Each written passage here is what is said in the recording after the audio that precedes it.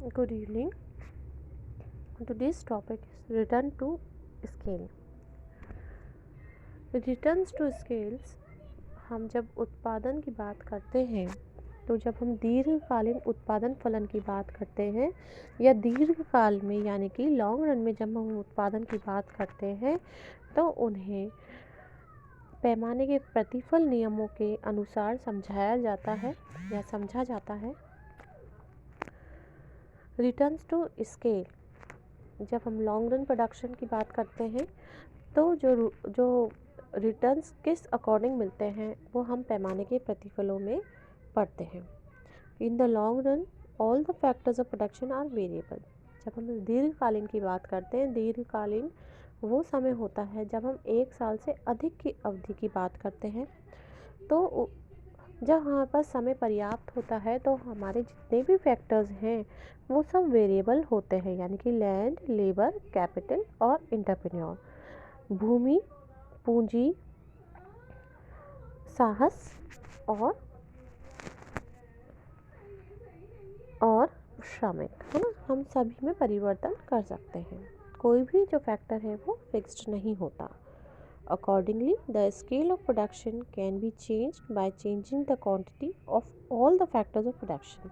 यानी कि जो उत्पादन का पैमाना है, पैमाना या स्केल, यानी कि जैसे कि सपोज करिए हम पहले 1000 यूनिट्स बना रहे थे, अब हम डायरेक्टली 2000 यूनिट्स बना सकते हैं। यानी कि हमारा प्रोडक्शन का जो स्तर है वो हम बढ़ा सकते हैं और घटा भी सकते हैं। किसके ऊपर निर्भर करता है?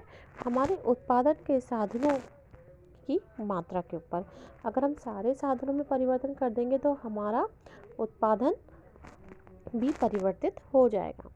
The term returns to scale refers to the changes in output as all factors change by the same proportion. लेकिन जो भी हमारे फैक्टर्स ऑफ प्रोडक्शन है उनमें सेम प्रपोर्शन में ही चेंज होना चाहिए। Returns to scale relates to the behaviour of total output as all inputs are varied and is a long run concept, और हमारा आउटपुट भी परिवर्तित हो जाता है। रिटर्न्स टू स्केल भी वेरिएबल प्रपोर्शंस की तरह 3 प्रकार के होते हैं: increasing returns to scale, constant returns to scale and diminishing returns to scale. वृद्धिमान प्रतिफल, समता प्रतिफल और डिक्रीजिंग या घटता हुआ पैमाने के प्रतिफल। इन the long run output can be increased by increasing all factors in the same proportion. दीर्घकाल में या लंबी अवधि में हम सभी उत्पादन के साधनों में जब परिवर्तन कर सकते हैं तो उसके परिणाम स्वरूप हमारा उत्पादन का स्तर भी बढ़ जाता है, वो भी परिवर्तित हो जाता है। Generally laws of returns to scale refers to an increase in output due to increase in all factors in the same proportion। लेकिन जितने भी हमारे उत्पादन के साधन हैं उनमें समान मात्रा में या समान अनुपात में ही परिवर्तन होना चाहिए, तभी हम उसे पैमाने के प्रतिफल के नाम से जानते हैं। Suppose initially production function is as follows: P is the function of L and K। यानी उत्पादन किसका फलन है? श्रमिक और पूंजी का।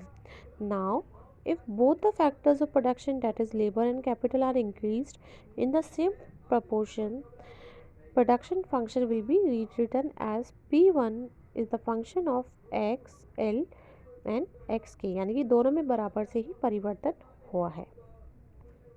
इसी को एक टेबल के माध्यम से बताया गया है। देखिए, यूनिट्स ऑफ लेबर है 1 2 3 4 5 6 7। यूनिट्स ऑफ कैपिटल है 3 9 9 12 15 18 और 21। तो change in percentage increase in labour and capital 100%, just double हुआ है। 50%, 33%, 25%, 20% and 16.6%।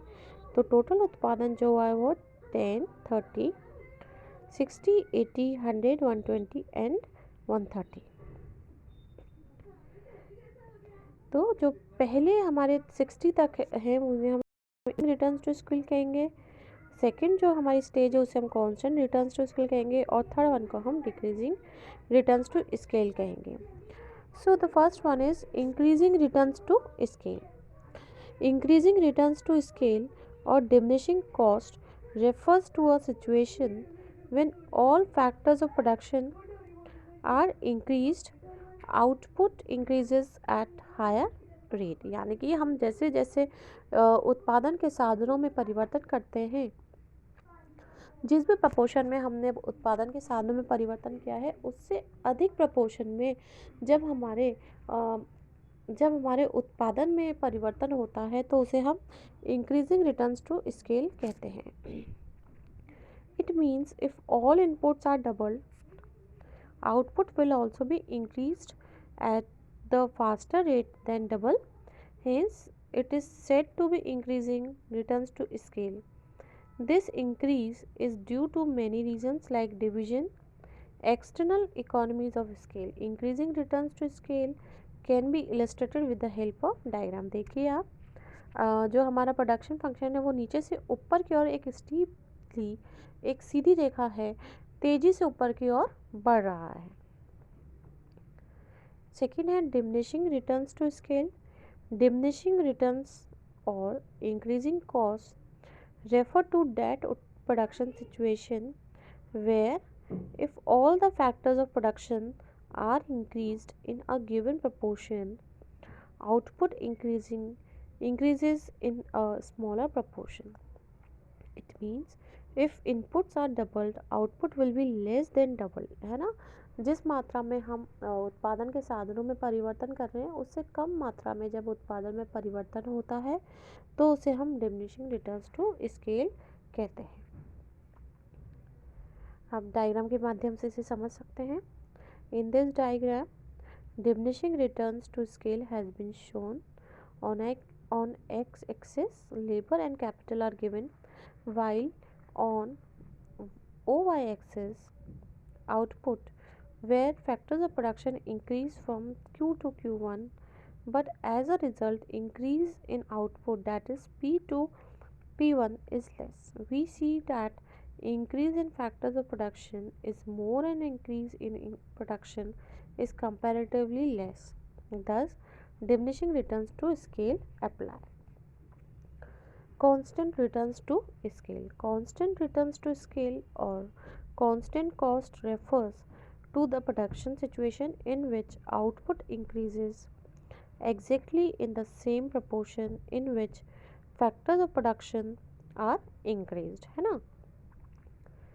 In simple terms, if factors of production are doubled, output will also be double. देखिए